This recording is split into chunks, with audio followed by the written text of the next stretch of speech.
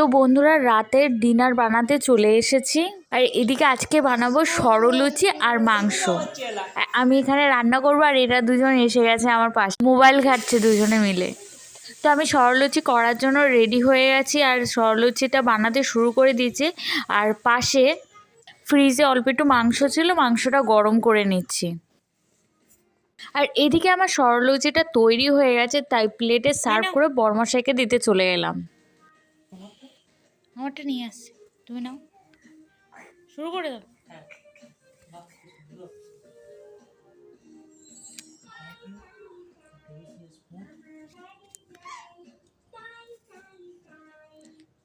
তুমি কি করছো ওখানে?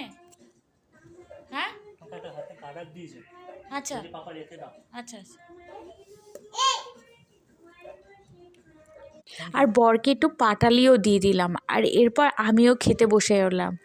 আমি কিন্তু পাটালি নিইনি, আমি শুধু মাংস দিয়েই খাবো, আর তাই আমি খেতে বসে পড়েছি, শুরুও করে দিলাম। টাটা, আজকে এই পর্যন্ত।